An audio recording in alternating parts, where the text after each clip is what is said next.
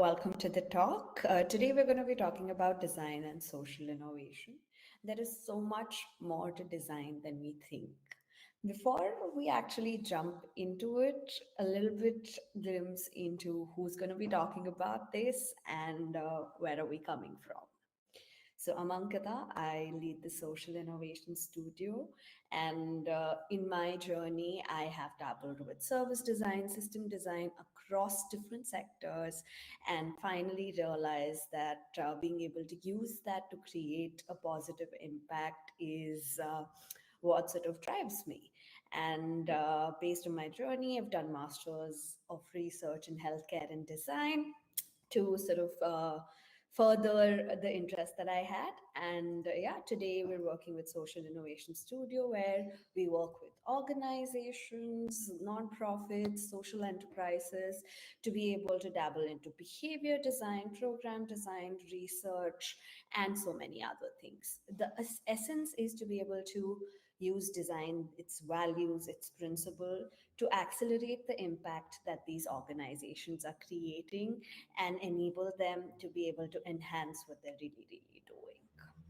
Now, again, like mentioned, what we're trying to do is build hopeful, build empowering, and build better futures. Whatever we're going to be talking about is going to be from our experience of working across these three verticals. We've worked on multiple research studies, we've dabbled into impact assessment, we've worked on being able to use human insights to create strategies for monitoring and evaluation. The essence of Insight Lab is how we can actually dive deeper into understanding human needs, challenges, aspirations, and drive whatever we're doing around that. Second is Innovation Lab. This is one of our most favorite pieces. This is actually where we use these insights to create solutions that can be impactful. Now, solution design can be anything in the sector. We've looked at it from multiple perspectives. For somebody, it could be a program. Sometimes we may need a toolkit. Sometimes it may be a system intervention. So, based on the organizations we work with, based on the need of the communities that we're working with, we design a solution that can again create maximum impact as possible. Second, community capacity building, again, one of our favorite pieces where we love engaging with communities. And based on their need, it is all about what do they need to achieve the goal or what do they need to be able to enhance their lives. Again, based on who we're working with, the solution or the capacity building could look very, very different. The idea is to be able to make it accessible to them. The idea is to be able to help them grow with what they need and whatever we're trying to do, whether this is intellectual capacity, which means it's information that they need, whether it's emotional capacity, which means sometimes it's the support that they really need, or it could be the social capacity, which is I need help in terms of being able to interact with the stakeholders around me. Organization capacity building is where we're able to work with organizations to enable them to create more impact. And lastly, Story Lab, it's about communicating the impact that we're working with. Here, again, what we're looking at is how do we really measure the impact we're creating. It is so much more than the quantitative impact. Here, it is not just the numbers, it's about stories, it's about how we've impacted communities, how we've impacted individual lives. So, Story Lab is about capturing that, building narratives for individuals, communities, and organizations.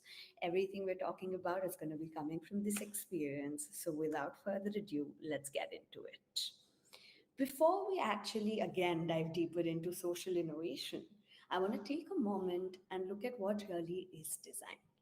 When I use the word design, more often than not, what would pop into your head is visual design, graphic design. How do we make something visually pleasing, aesthetically pleasing? Now, design is still so much more than that. Design has evolved over time to be a way of thinking, it's an approach to do things. If you ask me, it's actually a way of life. It is nothing but a set of values and principles that we can use anywhere to be able to create whatever we want that is effective. Now, how did we get to design thinking? Because for the longest time, we've looked at it from a lens where it's just aesthetically pleasing. So, for the first time in 1970, it was looked at as a way of thinking rather than a tool that can be used to make things visually pleasing.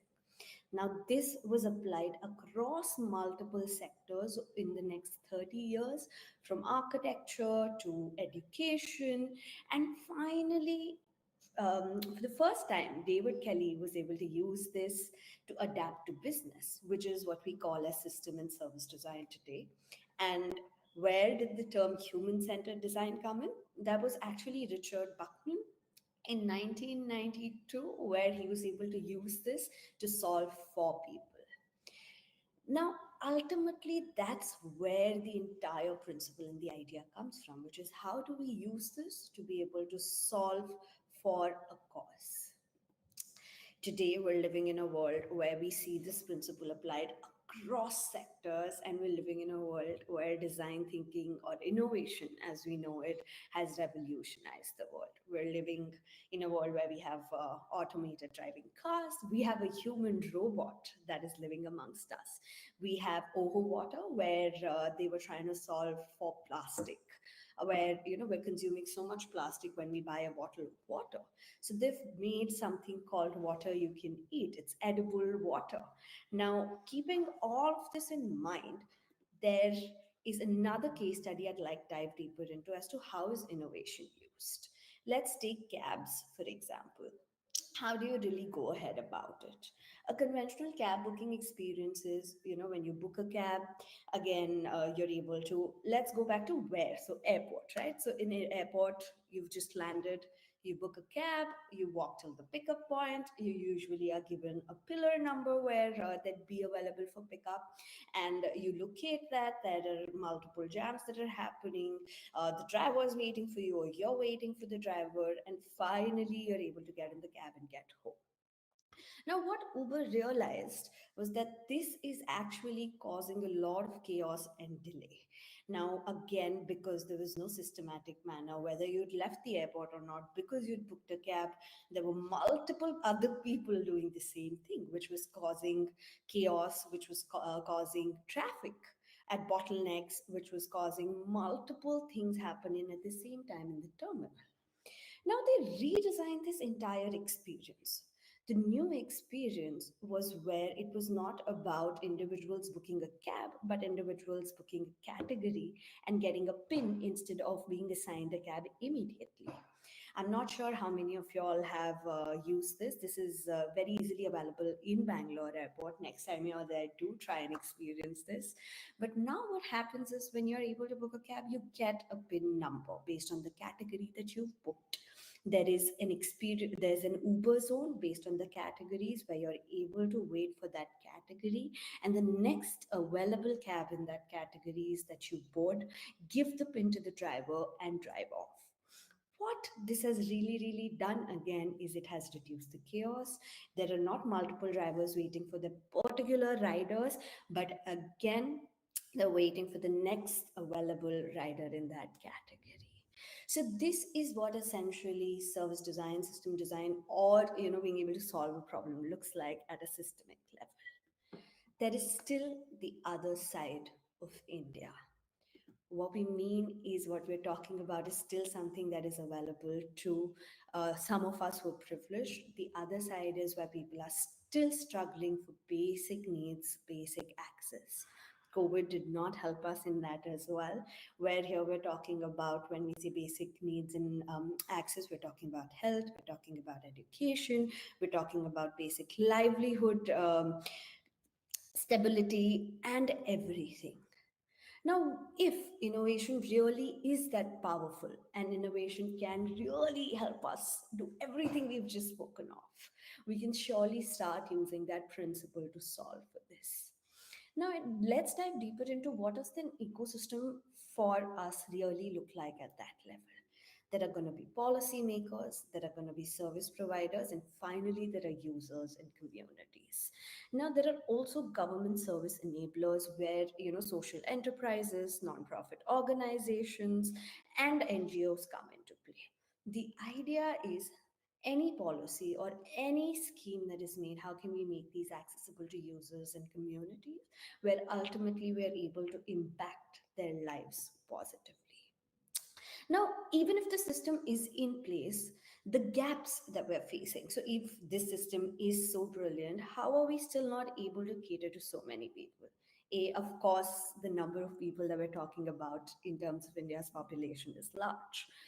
But the gaps that we've realized over the year, awareness, affordability, service access, digital access and use, adoption of these solutions, or disconnected and poor services. What does this mean and how can we really solve for this? Let's dive deeper into each of this.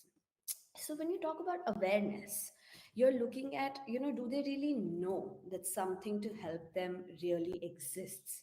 Do they know they need this? Do they know where and what really is available to them? So for example, let's say we look at healthcare and we're trying to solve for people from urban poor or rural settings being able to go and access healthcare service, whether from healthcare centers or nearby hospitals. Are they willing to go there, or are they still using whatever is available close by? More often than not, in a scenario like this, they will seek to relatives, they will seek out to, other methods that are available nearby to them. So, A, do they really think that they need it?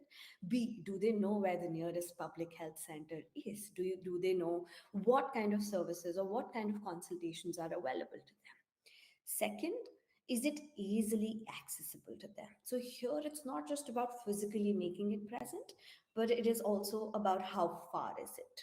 Can I travel in that with convenience? Secondly, am I really welcome there? A lot of the times we do not account for that people may not speak the language that is being offered there, or there may be cultural barriers, and there are so many other things that come into picture.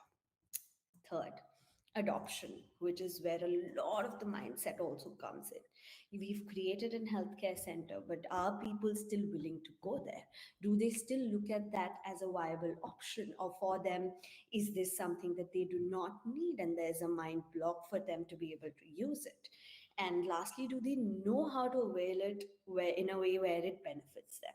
Even if they think that healthcare centers may be helpful, do they know how to go through the entire process without any hiccups? Next is affordability. Now, can they really afford this? A is a very simple aspect in that. Second is, do I want to spend that much? I may have the amount, but do I think this is worth it for me? And we are here looking at it from the community's lens. More often than not, again, they are just struggling to make their ends meet. Their priority is daily needs for their households, their priority is education for their kids, and more often than not, they have a lot of health expenses for their family. So, can they spend the amount? Maybe yes. But is it in their priority list? Maybe not. So, how do we change even that and make sure that they're able to afford this and help enable them to be able to get there? Next is digital access and use, where again, more often than not, today we're living in a world where everybody wants to come up with tech solutions. And we're looking at it from a lens that every household has a mobile phone. Yes, every household does have a mobile phone. But do they have access to a network? And if we were diving a little bit more deeper, do they really need or do they really know how to use it for what we are enabling them? What this means is, again, a lot of them have a phone, but majorly it is being used for either social media or very, very specific niche needs. More often than not, even if we ask them to download a certain kind of an app, you will see there are going to be a lot of gaps. So, do they have that ability or capacity to use the technology that we are providing in a manner that we want them to? So, that is digital access and use. And is it really solving their problem? Last is disconnected and poor services, which means taking a step back when we're solving for things and looking at, is it really solving the need which is important for them? And secondly, is it seamless end-to-end experience, which means it is not just about the solution, it has everything covered. Can they easily access it? Let's take example of primary healthcare centers that we've been looking at. So looking at it from, do they know about it? Can they reach there? Is it affordable to them? How will they go through the entire journey of the consultation? What happens after the consultation? Is there any touch point after the consultation? Because more often than not, there are going to be follow-ups. So are we creating an ecosystem where we are able to enable them to actually follow through? So these are some of the gaps, and these are some of the questions that you can use while you're solving for multiple things in this sector. We know the kind of environment we're solving for a very, very complex ecosystem. The communities that we work with, the vulnerable community, the underserved communities, more often than not, they're a part of very, very wicked system, which means everything impacts other aspects of their life immediately. So being mindful of that when we're solving and being able to address all of these questions is key. And the problems that we're solving for are going to be wicked problems because, like we mentioned, it's a very, very complex ecosystem. And the minute you introduce something, whether it's a small solution or a big, is going to impact multiple aspects of individuals' life, of the communities that we're working with. So it is key for us to be able to really answer a lot of the questions before we jump into solving for them. Let's look at some of the case studies now. One such example is something that we worked on where we've used design thinking to be able to create awareness around the employee schemes. So, this particular example we did because we realized that a lot of blue collar jobs, the people that are working in blue collar jobs or these communities, do not know what the employee insurance schemes offer them, how they can use that to their benefit. Even if they do know that, they do not know how to go ahead about the process, or a lot of the times they do not know what they need to be able to access this. So to solve for this, we actually created a kit that could help them give a glimpse of main aspects of the entire kit. Let's take a second and look at what this really looked like. So here when you'll see, the entire kit started with helping them understand what are the things that are a part of this. Now it gave them an overview of, okay, when you're looking at employee insurance, this is what it sort of offers in a glimpse, and then diving deeper into each of it, starting with what it really covers, what you really need to do or contribute to be able to do this, and moving ahead to what are the things covered in this. So health coverage, what is, the vocational coverage or other benefits that they could actually use or benefit from this. Diving deeper into it again, we look at how they can register. This has been done keeping in mind that this needs to be something that is easily understandable by anybody. So again, what are the documents you need? How do you go ahead about it? So you reach out to your employer. What are the things that, again, you could help your employer with to get this for you? Moving ahead, we dive deeper into each of these benefits. And again, if you are in a situation where you need to avail this, what do you need to do? Now here, when you dive deeper, you look at for each service, there'll be specific information of, okay, are you eligible for a particular benefit? What do you need to be eligible for a particular benefit? And then other than that, what are some of the things that you need to keep in mind when you're availing these benefits? What are the documents that you need? Very easily represented in a manner which is very easy for them to understand, or even who can avail this, because a lot of the times there are multiple benefits that the families can also avail. So this is just an example of how we could look at design where it is not just about, how can I make something visually aesthetic, but also about what am I communicating. So the process here was again understanding what do we need to communicate, who are we communicating this to, what is the easiest way that they would be able to understand. So using images where we could, breaking it down into steps one by one, and for each benefit, we've dived deeper into to understand what is the important thing. And we've also gone to the length of looking at, out of these benefits, what are most availed benefits, what are some things that they really need, and then being able to put together a short and comprehensive guide for all of this. So this is one of the case studies that we've looked at where we were trying to solve for awareness majorly. Let's look at another example. Here again, you're looking at increasing the number of teenage girls going to school in Rajasthan. This is something that was done by Velo Water Wheel. They started with a problem statement of, a access. There is again a lot of awareness. So this is again one of the complex problems that you'd see that we were trying to solve, or that Velo Water was trying to solve.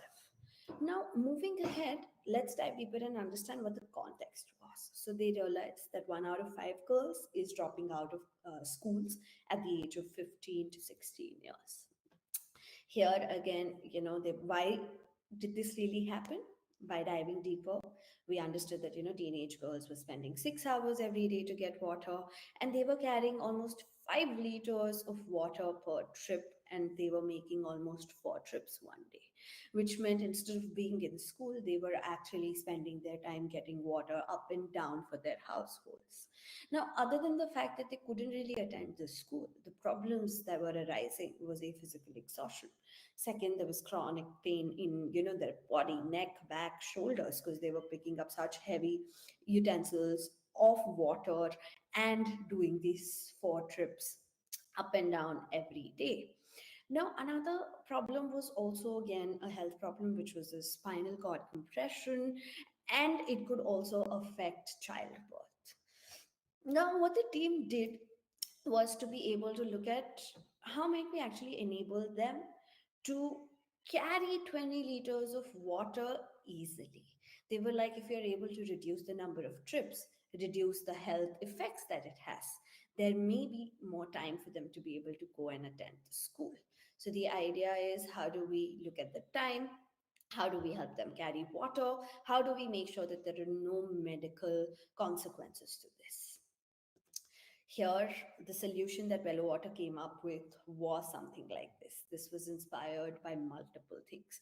They looked at what they're using in their daily life. So, if you look at the structure of this is inspired by what a lot of the farmers use in their daily routine to be able to just get on. So, inspired by that, they created this Velo Water Wheel. Again, if you look at the main container, it is inspired by a wheel itself. The reason it's called a wheel is tire. Now, there are tiny curvatures, not sure how visible this is on screen, but this is again inspired by what it looks like on tires so that it's easy for them to sort of move it. And the structure of the handle is easy for them to push. Now, what this really did was time spent was less than half. There was better health because they didn't have to pick it up on their backs. Again, there was a lot more water, which means instead of just 5 liter, they were able to carry around 20 liters of water, which also led to a lot more increase in income. And this led to these women having 35 extra hours, which actually enable them to be able to go and attend the schools. Now, another effect that it had was because these were not very feminine in nature, the product that they'd made, men did not mind using it or doing this chore. So far, you would have seen majorly women carrying the matkas or different containers. But because it was inspired by tools that men used in farming, the men did not mind using it. So the chores were split. And again, this led to a lot more girls being able to make it to school, or at least have the time to be able to make it to school. Now, this was one such case study where we've dived deeper into understanding access problem. We've looked at awareness, and we've looked at so much innovation, where we've also dived deeper into behavior change. Another case study, this is one of my favorite and peculiar case studies, is how do we reduce open defecation in rural India? Now, this problem very easily solved by installing public washrooms across. And more often than not, we look at it very, very simply. So this dives deeper into the problem of, do they really want to use it, right? Now, you would have assumed that the minute we install these washrooms or these washroom booths, it would solve the problem. But in this particular location, that was not the case. What started happening was these public washrooms were used for storage. Now, why did that happen? So the team actually dived deeper into understanding what was the case And why wasn't this being used even after being accessible to them? So they dive deeper into a who was using these washrooms, or who was uh, going to different parts and openly defecating in these areas. So they realized it was majorly these women. Once after the morning chores were done, these women would step out, and it would usually be in a group. This would serve as a space where they could talk to each other, and it was actually a community activity rather than an individual activity that we would usually perceive it as. Now, again, the reason this failed, or the reason these washrooms weren't used, was because it was against their usual practices. Secondly, when they dive deeper, they realize that they're not just going in a community, or they're just not going in a group. They're actually facing each other in farms while defecating and actually having conversations. So, this was the time they would talk to each other about what is happening. This was actually a time for them to connect and talk to each other about their days, about what's happening in the households, because rest of the day they're just busy with chores and things to do at house, and they didn't really have a time where they'd be able to go step out and connect with other women. So again, like I said, it's a peculiar case study, but using this, the solution that came up was, how do you really sit and have a conversation? So inspired by this, the designers were able to create a model where women could use washrooms A together, be facing each other while having the privacy, and still talking to each other that they were used to. And you would not believe it, but more than 80% of the women, after this intervention was introduced, started using the toilets over open defecation. So, this is a great example for the gaps that we face in access. So, it's not just about, do they have washrooms? It's about A, do they want to use it? And B, does it align with the kind of routine that they have, and, what they're really, really used to? It is very difficult for us to expect the communities to let go of what they're used to and start adopting a completely new environment, ecosystem, or way of just doing things.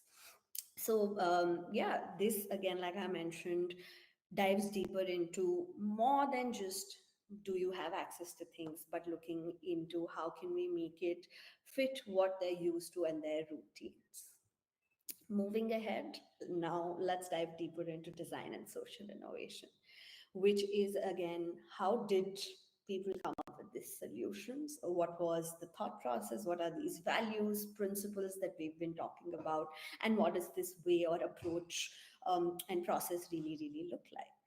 So, when you talk about social innovation, the three key things is A, it needs to be desirable to these humans. And that is always the first point to begin at.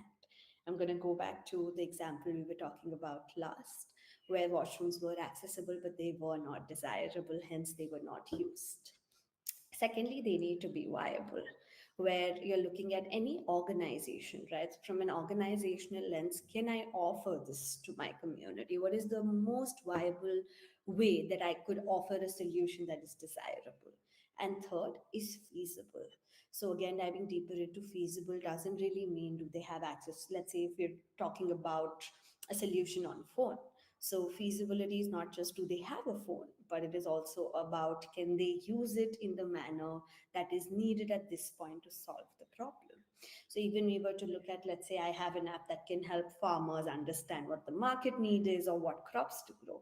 But is it very easy for the farmer to use it, or is it making their lives more difficult by adding a step of, oh, now I need to learn so many things in order to be able to use this particular solution? So the minute the learning curve becomes higher than a certain point, it becomes very difficult for people to adopt this and actually use it, irrespective of the benefit that it may have.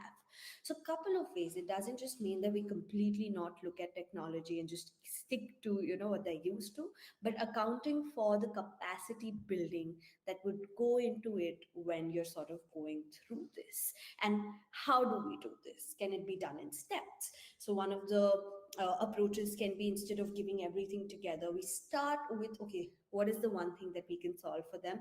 And while doing that, can I also build their capacity to be able to use this particular technology? So, always accounting for the learning curve and making sure we're able to make it as minimum as possible for our communities and users.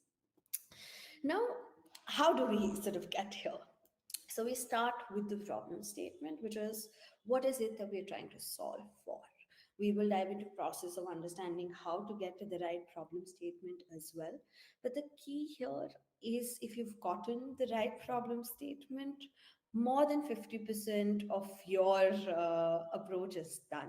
If you've got onto the right needs, it becomes way easier to arrive to a solution. So always understanding what is the problem of the community, what is the problem of the individual that I'm trying to solve, and looking at it from an impact lens where this problem is impacting the most to them at this point of time. Once that is done, second becomes the solution, where it's, the program, the offering, or what finally is the solution. So let's again go back to the washroom example that we were looking at. So they identified the main problem, which is, there is open defecation. I need to solve for that. Second solution is, I need to be able to give them access to washrooms or toilets for them to be able to use it. Third gets very interesting, because if you look at the solution that was offered initially and what really worked, that is the experience of it, which means that, initially I could have just done it in the most common way, which is the booth. But that experience was not working for the audience. What worked was a community defecation experience where they were able to do it sort of together. So the experience again is key. It's not just the solution, but looking at the overall cohesive touch points and how this is really, really happening. Next, the end-to-end journey.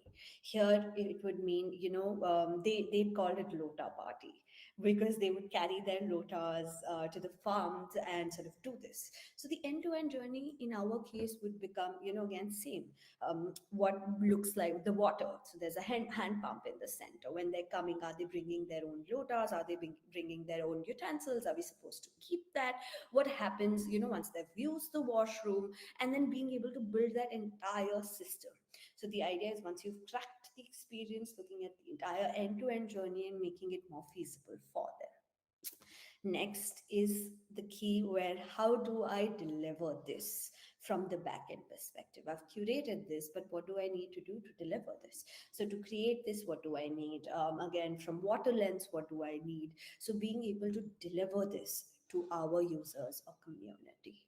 So, what essentially we've done is, we've designed the entire journey from identifying the problem to solution to experience to the end to end experience. And we've looked at, now to deliver this experience, what do I need to design, or what do I need to put in place in format of a system. Let's look at another case study. This again is where we've built capacity for women in rural India. And this is again a great example of a design thinking approach trying to solve for multiple things. So here we've worked with an organization called Plus Trust. They were already working with Bahar Foundation, and they were doing a brilliant job of being able to build, or the idea of being able to build capacity of women in rural India to offer door-to-door diagnostic services. They're offering 11 basic diagnostic services, and they were acting as the touch point for primary healthcare centers. Now, when they started the program with such great intentions, the gap that they were facing was being unable to reach the impact that they'd envisioned. So the impact had started, but there was still scope of growth. Now, when we sort of entered the system, we looked at what was the gap that was actually inhibiting the entire goal of the program. So we understood, first thing, there was a complex information for them to understand. We are talking about women who had just graduated 10th or 12th, who were used to doing household chores, and suddenly we expected them to understand what a medical student had 5 years to learn. So the information provided was complex for them to understand, and the time it was delivered in, it was a crash course. Second, there was lack of support from immediate environment. Their families expected them to be able to prioritize their households, their chores, their families, before they sort of did something like this. Third, there was lack of credibility where whenever they'd go to offer these services, a lot of the times they heard, "So, will you offer this to us?" And keeping all of this in mind, we realized that, it isn't just skill and resources that can create an impact, but we need a lot more, which is where the model of a holistic capacity building sort of came up. This was something that we evolved over time, where we looked at how we could touch on intellectual capacity, we looked at emotional capacity and social capacity to address these problems. Intellectual capacity was to be able to help them understand this complex information. Emotional capacity was to make sure that they had the support that they needed to take this step and prioritize this. And lastly, social capacity was to help them build credibility in their communities to offer these services. Now, what did that really look like again, right? Because we've spoken so much of technology access, we've spoken so much about creating awareness. So, what does that look like from a design lens? So, when we looked at breaking down information, we looked at what was easily accessible to them. So, we started doing this on WhatsApp, which was something that most women used. And even if they did not know how to type in it, it was very easy for them to just send voice notes. So we started doing that. We used very innovative methods for them to be able to understand the concepts that we were working with. We made sure everything we sort of put there was very contextual, which meant even if we were talking to them about how to be entrepreneurs or the financial aspect, we would look at how to make it relatable to them. So, for example, if we were teaching them about what does a business really essentially need, or end-to-end journey of a business, we started with an example of, if you were cooking a dish, what is it that you would require from end to end, from the gas to being able to source the ingredients, to being able to have the utensils, to actually cooking, and then to cleaning. It's an entire process. So now looking at this as a shop where you have a healthcare shop, now what would you need from end to end? And what came out was that they knew exactly what was needed after we'd done this process, even if they did not know the technical terms. Now, furthermore, like we mentioned, we'd used WhatsApp, so we made sure all the information was something that they easily understood, and it was done in very, very interactive formats. Here we had infographics, we had comics. We would send them interactive prompts from a lens of, hey, let's test the knowledge as well, because it's not just about knowing, but it's also about, can I apply this information, and am I really comprehending the information? So to make sure that was happening, we created a journey where all aspects were taken care of. We had multiple formats to cater to multiple ways of learning. And like mentioned, we also dive deeper into the entrepreneurial or business aspects by breaking down the business model canvas. We would create templates that were easily accessible to them and would talk about different aspects of it. Next, emotional capacity building. This segment, more often than not, is something that is very easily neglected, because we do believe this may not be the core of it. But what we realized was this is what drives everything else. These women did not have a safe space where they could talk about, what was happening. And we've heard things like, whenever we talk about what has happened, or, any of the emotional stuff, more often than not, we're made fun of. But this became a space where they were able to share this, and we realized this was actually what was driving them to really do better and be able to achieve their livelihood goals.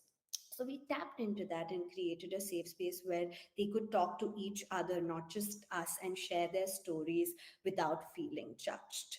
We would share conversation prompts to enable that, where we'd enable them to talk about their aspirations. We'd enable them to talk about, their emotions. We'd enable them to talk about aspects of life beyond this as well, things that they really enjoyed doing, people that were really, really important to them. This actually enabled and drive them, like we mentioned, to keep going, and this was a key part to keep everything very, very sustainable. Third aspect is the social capacity building, where again we looked at how can we change the credibility that was being questioned, which meant they needed to look at their community different. So far, they were looked at daughter-in-laws or bahus of the house. Now they needed to be looked at as service provider. So we started doing multiple sessions around, okay, can there be, role playing activities? We would again make sure whatever we were doing was being implemented. So the theory and practical would go hand in hand. So let's take, for example, if they were to talk to suppliers, we would make sure that was actually happening. And once we had spoken to them, done a little bit of practice, they would go talk to suppliers.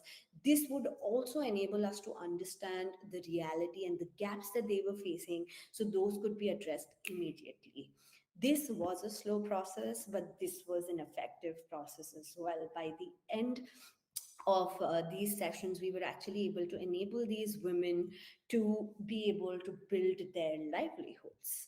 Here, we would, like we mentioned, dive deeper into all sorts of aspects, from keeping inventory to being able to have your balance sheet, to be able to connect with the right stakeholders, and same while offering consultations, what would you do? What really worked for us again was that we'd involve them in planning and implementation, which meant that ownership was very, very key. It needed to feel like this was their initiative.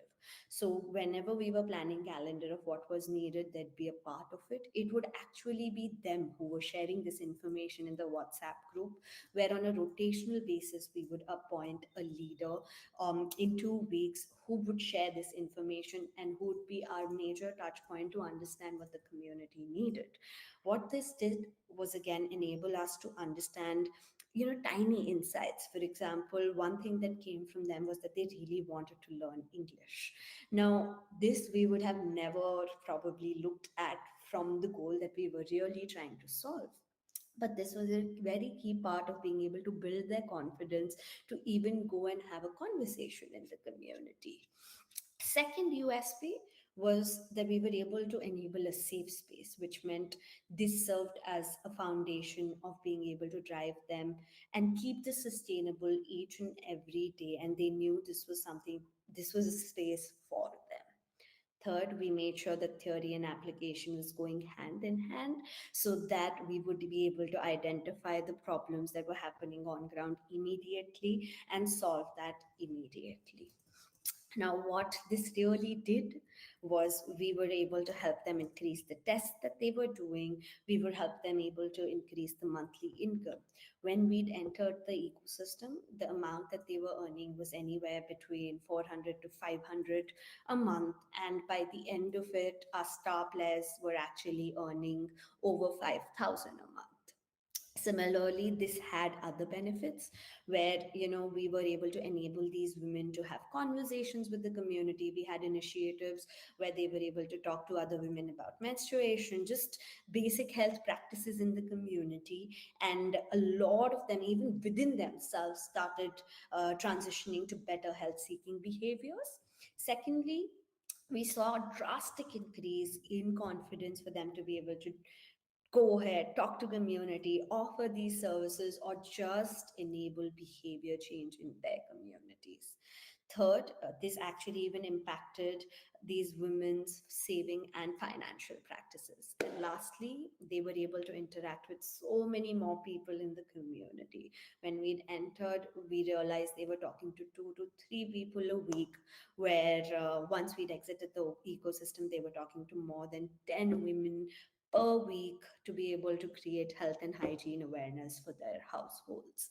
So, this is a great example again of working in a very, very complex ecosystem trying to solve for multiple things. A quick last glimpse of how did we really achieve this. So the process that we followed across the case studies that we've seen, A, we start by empathizing and really understanding who we're solving for, and what kind of challenges, aspirations, and needs do they really have. Secondly, being able to actually define the problem that is most important to solve. When you're defining, it is key to define who you're solving it for and exactly what problem you're solving. Third, giving yourself the space to ideate. This is where innovation happens. Innovation needs the space to test, for things to work, for some things to not work. But accounting for that and really ideating A with the community that you're solving for, and be actually testing multiple things out as well. So we took our time to offer multiple kinds of things to be able to arrive at what was working, what was not working, which means that the entire process is very, very iterative. So even when we started with WhatsApp, we looked at what was working. We understood, even if we were sharing something, whether videos had more impact, whether comics had more impact, what were they really learning the most out of. Next is testing. Once you've ideated it, actually sharing it with communities to seek their feedback consistently and understanding what aspect of it is not working. The idea may be brilliant, but it could just be the way you're delivering it. So actually understanding how does it fit, into their reality. Last, actually implementing it at scale. So usually, like I mentioned, it's the process that really helps us be innovative, and the key aspect is this, where you start and keep the communities in the center. You're able to define the problem that is exactly happening. You're able to create space for innovation, test what you're doing, and then implement the solutions. Now, what does it mean to go in depth of each of these, right? So, when you're empathizing, you look at people, you look at what are their needs, challenges, aspiration. Then you look at their ecosystem and the community, right? When we talk about ecosystem, the first layer is the community. So, as a community, what are their basic mindset and practices? Again, here, the credibility aspect. The mindset and practices were that women that they were interacting were may not have been capable of offering these kind of services. So this becomes key, and it's a key barrier to solve when you're looking at a problem like this. Next is ecosystem, where you look at who else is a part of this and what does the institution look like.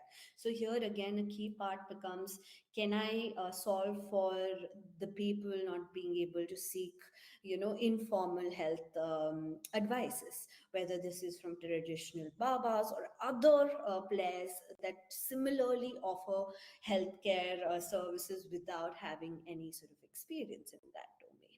So just understanding that will give you a key insight on, again, what are the enablers as well as barriers for the solution that we're putting out there. Next, define. How do we define things? Is we make sure we have our observations in place. We are able to map what is enabling the community and what are the barriers to a community. Next, we're able to identify what are highly influential enablers and gaps, which is more of a priority analysis or an impact analysis. Everything that we've found, what are some insights that are actually creating the most amount of impact in the individuals and the communities that we're solving for? Last, we're finally able to define the biggest problem at this point that we're trying to solve. There are these tools called how might we statements, which is how might we enable, how might we empower. So this is more, what are you trying to do? How might we enable women from rural India to offer healthcare services to their community? So then you know exactly problem you're able to solve. Here we had identified three things. So we knew that we had to enable them to be able to understand the information. We knew we had to give them emotional support, and we knew we had to be able to solve for lack of credibility. So being able to define your problem statements is key, because everything you're doing will be filtered using that lens. Whether my solution is solving for this, when you're filtering anything next is against the problem statements that you've defined. Next is ideating and testing. So you ideate limitlessly. The idea of brainstorm is you do not think of any limitations, whether it's feasibility at this point of time, whether it is realistic or not, whether this even exists or not.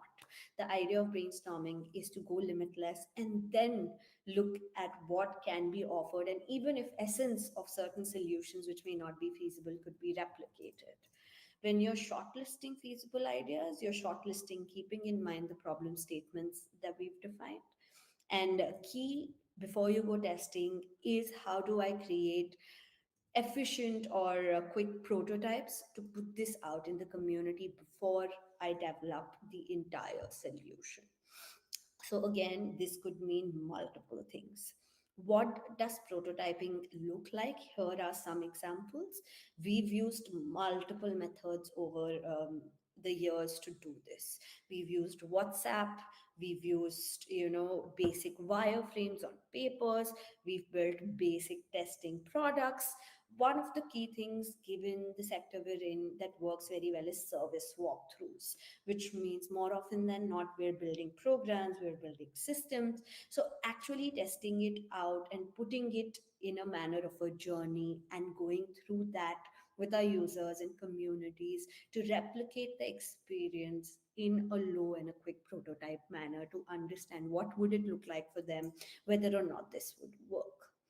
This may not be 100% the service or may not give you 100% of the lens, but solves the basic issue of whether this will essentially solve the need or no. And once you have that answer, it becomes easier to refine the tinier nitty gritties of the solution as you sort of go ahead. Last is implementing this, where we're looking at program blueprints. This is a tool we've built in house, inspired by something called Service Blueprint. Service Blueprint essentially has been curated for industries offering services to look at how they could map each stakeholder's action to deliver an efficient service. Similarly, when you're implementing, if you're able to map this for your programs, for your solutions, it gives you an insight of how to deliver the solution, which was one of the key aspects we were talking about in the process as well. What this does is you're mapping key stakeholders that are involved while receiving the services, or for our major communities that they interact with, which is the front stage. And then you have the backstage where you're able to put down who is enabling this from the back end to be able to deliver this. We'll be sharing a link of this as well for you to go through this step by step. And we've also done a conversation on this on the Rise World Summit platform. Please feel free to go access that video once it's out. We've broken down this step by step in terms of how you could create a program blueprint. So, this essentially is a glimpse into the entire process that we follow in a nutshell, which brings us to the end of the conversation. Please do share your insights with us, and we're hoping this helps you untangle the wicked problems that you're solving for. Please feel free to reach out to us. More than happy to answer any questions, more than happy to connect on any conversations that may come up during this entire talk that you've just viewed. Feel free to reach out, and yeah, we'll see you very, very soon. Thank you.